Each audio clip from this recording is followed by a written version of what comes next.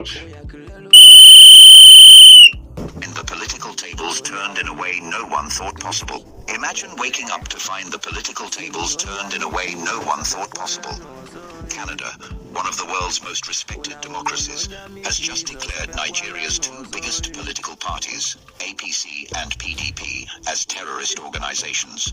This isn't a rumor, it's a landmark 2025 court ruling that bans party members from entering Canada, even without proof of personal violence.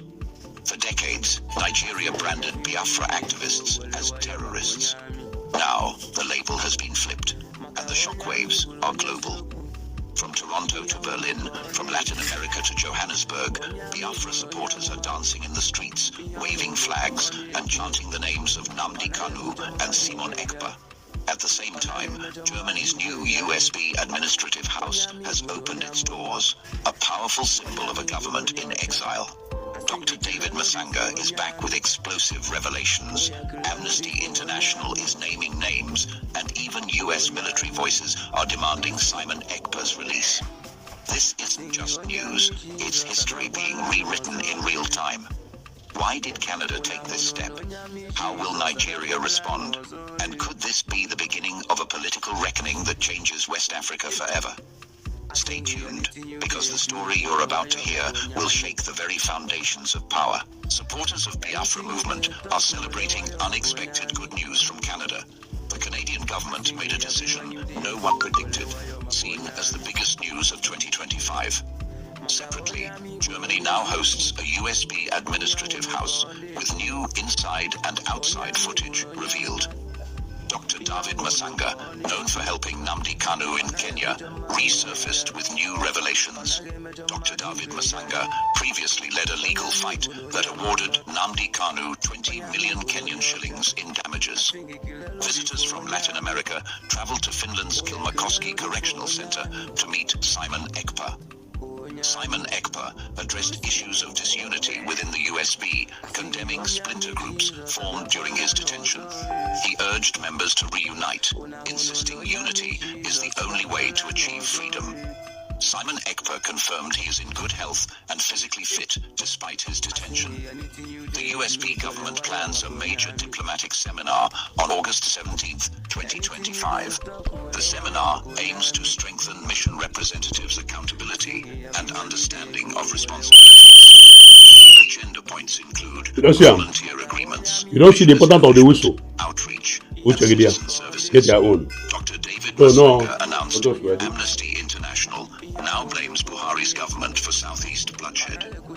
Amnesty's report cites the 2015 crackdown on pro-Biafra protesters as escalating violence. Amnesty claims thousands were killed and many disappeared or displaced in the southeast. New footage revealed IPOB's administrative house in Germany, now operational and open to visitors.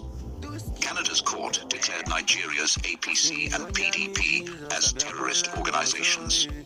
Canada will deny visas to members of either party due to links with political violence and electoral bloodshed. 17th, 2025, ruling cited broad interpretations of terrorist membership under Canadian law. No proof of personal complicity is required. Party membership during violent periods is enough for a ban. Biafra Deputy Prime Minister Ngozi Oruabweze highlighted the ruling to pressure Finland over Simon Ekpa's detention.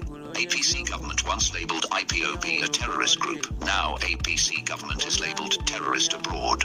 While US military personnel have called on Finland and Nigeria to release Simon Ekpa. The first problem in this story is rooted deeply in history, and it is not something that suddenly appeared in 2025.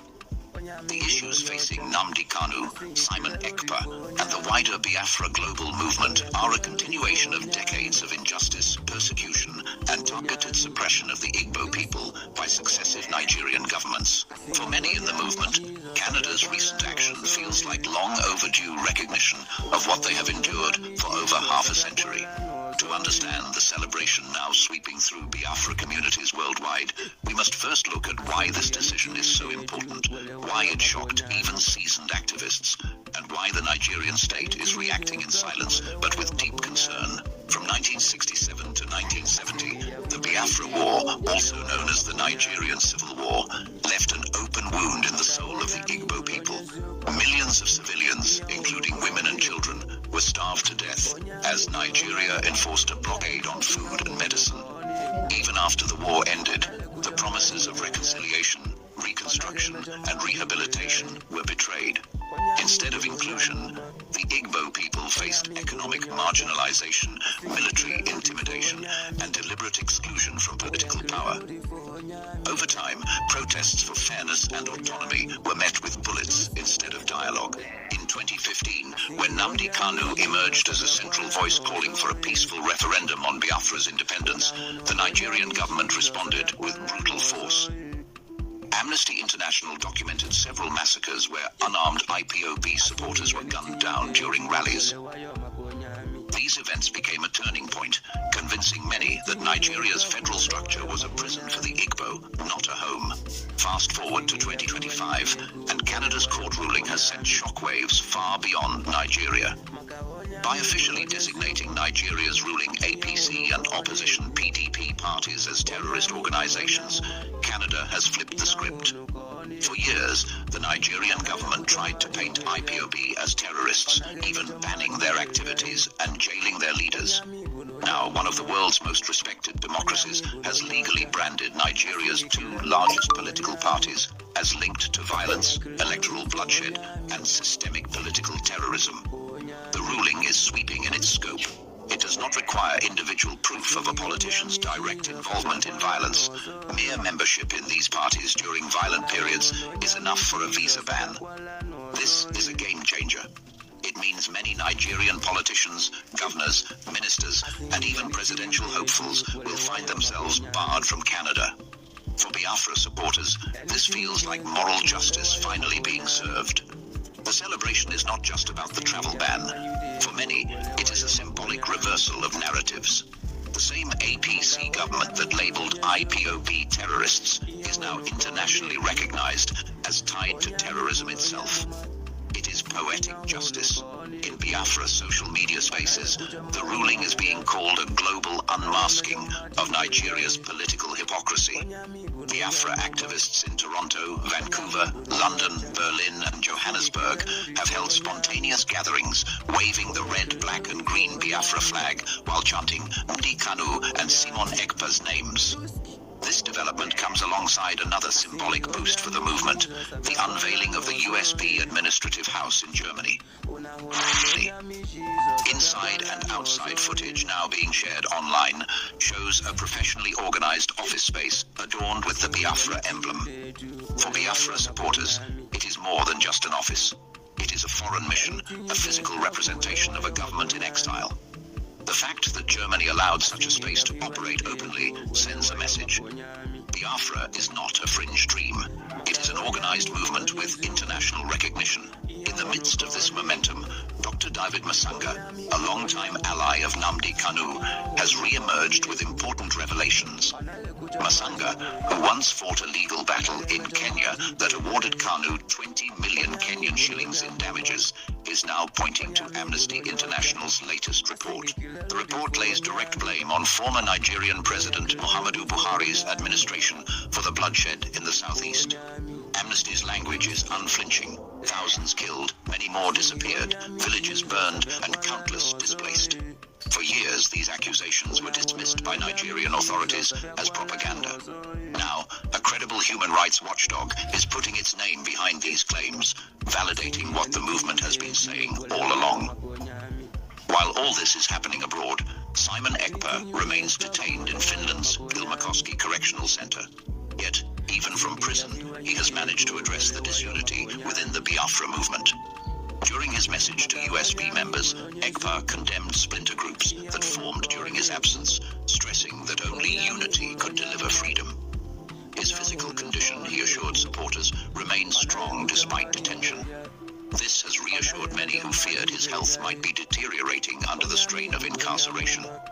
His words were both a warning and an invitation, warning against division and inviting everyone back to a united front. In preparation for the August 17, 2025 diplomatic seminar, the USB government is already mobilizing its representatives. The seminar will not just be symbolic, it will be strategic.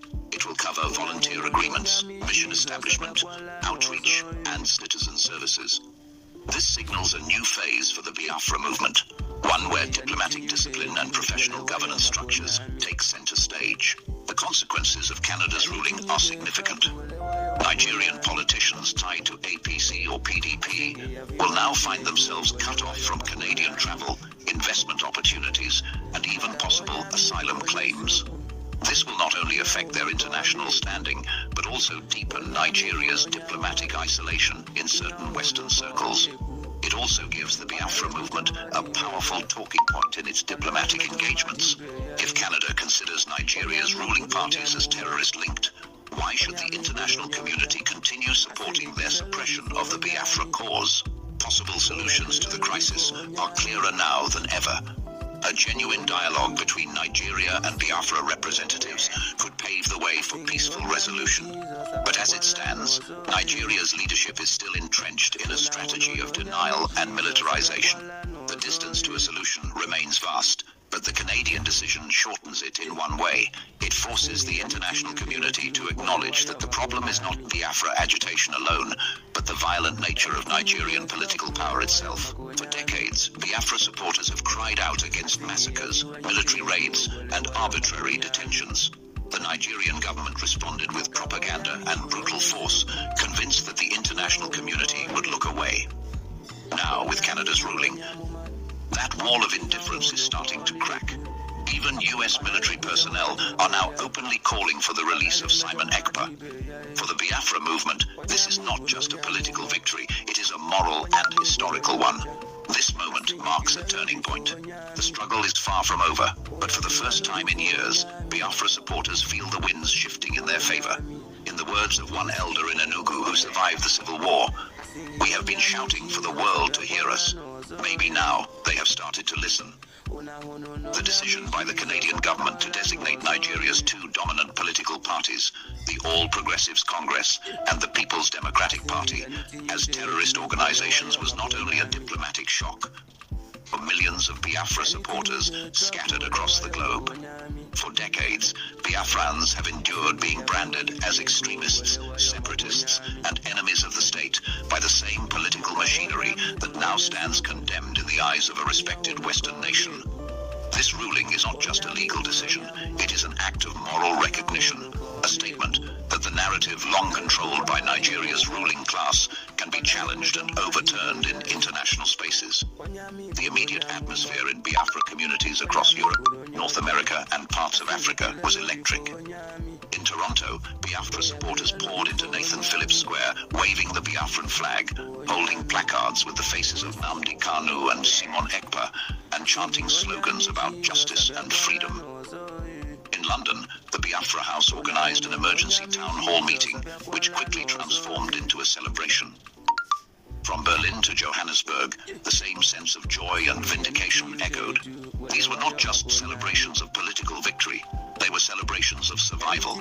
For the people waving those flags, this was about finally seeing the oppressor named for what he truly is. To understand why the decision carries such weight, one must return to the painful years following Nigeria's independence. When the Igbo people, through the leadership of Chukwuemeka Odumegwu Ojukwu, declared the Independent Republic of Biafra in 1967, it was not an act of aggression. It was a desperate bid for survival after pogroms in northern Nigeria left tens of thousands of Igbos slaughtered. What followed was a brutal civil war in which starvation was weaponized. More than 2 million Biafran civilians, mostly children, died from famine as the Nigerian state blockaded food and medical supplies. The images of skeletal children with swollen bellies staring blankly into the camera still haunt Biafran memory. The promise of reconciliation after the war was a lie. Instead of rebuilding the war-torn region, the Nigerian government imposed policies like the infamous 20 pounds policy, which stripped returning Igbos of their financial assets, regardless of how much they had before the war. The southeast was systematically excluded from top military, political, and economic positions. Infrastructure crumbled, while development projects flowed to other regions. The feeling among many Igbos was clear. The war never truly ended. It simply changed form. It is against against this backdrop that Nnamdi Kanu's rise in the mid-2010s became a rallying point for a new generation. His message was simple but powerful.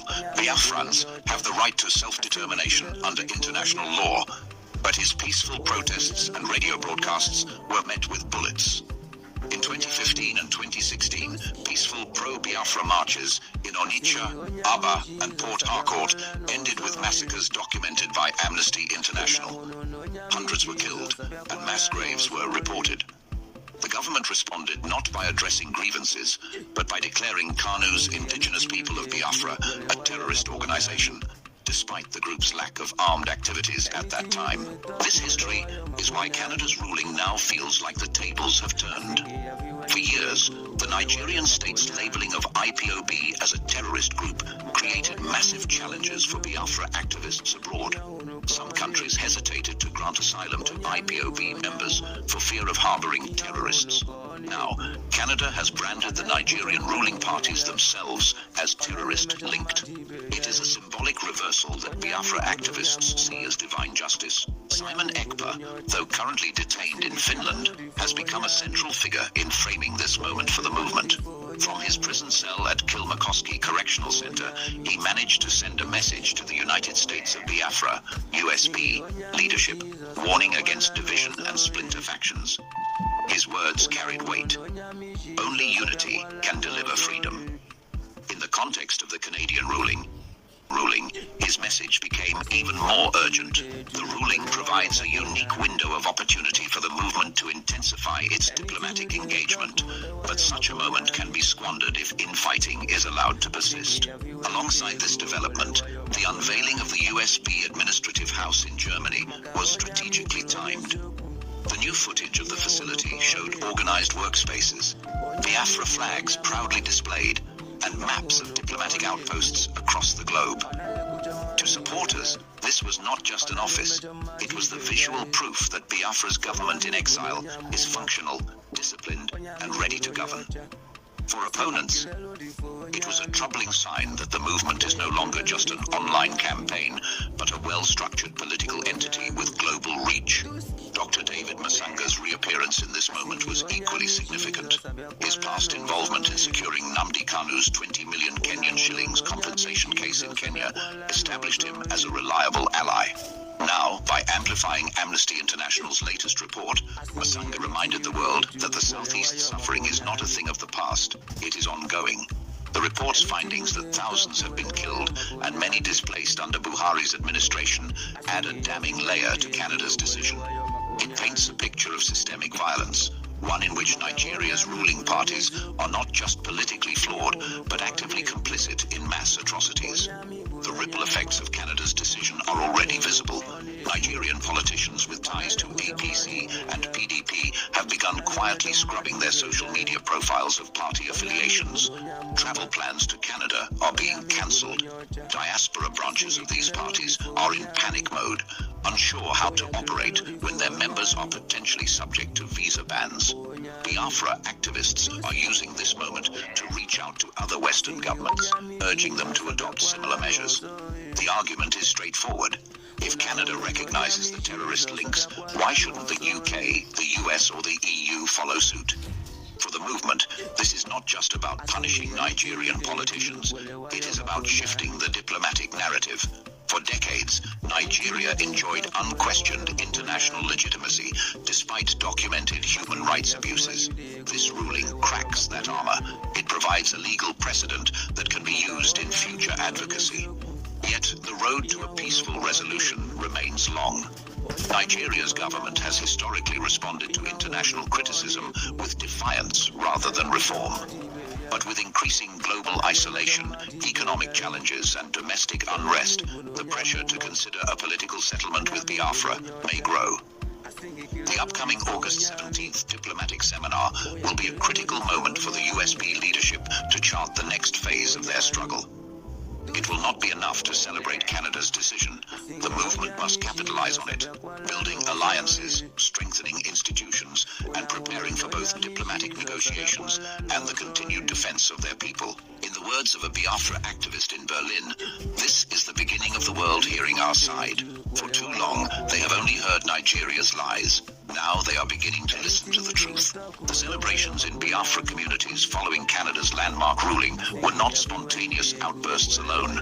They were coordinated expressions of relief, vindication, and a kind of joy that comes when an oppressed people finally hear the truth spoken aloud on the global stage. This was not just about Canada banning members of the All Progressives Congress and People's Democratic Party from entering their country. It was about Canada officially acknowledging that the Nigerian political system itself has been an engine of violence, corruption, and bloodshed, particularly against the Igbo Biafrans. For decades, the Nigerian state has relied on its international relationships to shield itself from accountability. Despite credible reports from Amnesty International, Human Rights Watch, and other human rights organizations, the West often looked the other way, prioritizing oil interests, military cooperation, and diplomatic convenience. It is this wall of silence that Canada's ruling has pierced. Suddenly, the narrative has changed. Suddenly, the people who were always painted as troublemakers, Biafrans demanding self-determination, are seen in a different light. The ruling itself was sweeping in its implications. Canadian law allows for the designation of terrorist organizations under a broad interpretation, meaning that even political party membership during violent periods